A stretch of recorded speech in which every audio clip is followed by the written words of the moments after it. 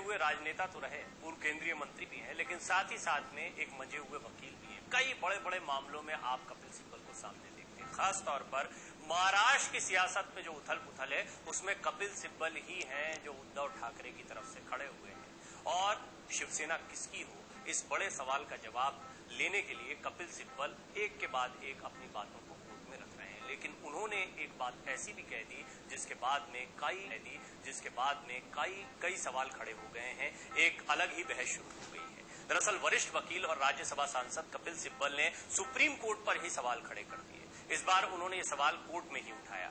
उन्होंने एक बेंच के सामने कहा कि सुप्रीम कोर्ट पर से लोगों का भरोसा धीरे धीरे कम हो रहा है। उनके जैसे अपनी पूरी जिंदगी कोर्ट को देने वाले शख्स के लिए ये बात बहुत तकलीफ देने वाली है।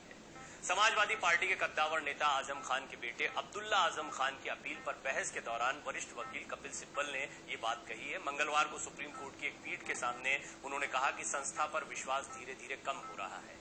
सिब्बल ने कहा कि यदि वादी को लगता है कि उसकी सुनवाई की गई और कानून को सही तरीके से लागू किया गया तो विश्वास बना रहेगा, भले ही फैसला उसके खिलाफ ही क्यों ना।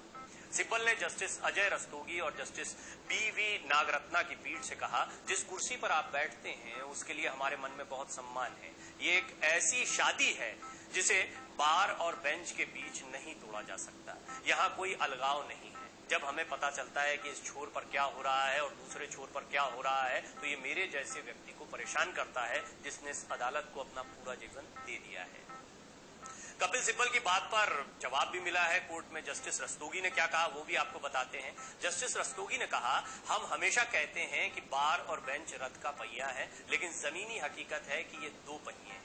भगवान जाने एक पहिया कहां जाता है और दूसरा पहिया कहां जाएगा, जबकि रथ कहीं रहता है।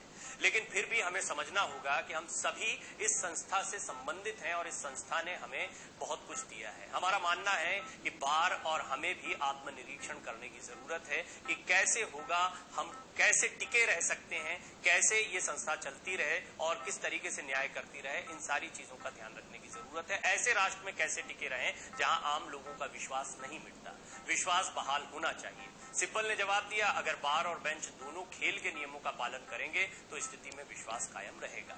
सिब्बल ने फिर आगे कही है अपनी बात, ये केवल एक तरह से हो सकता है कि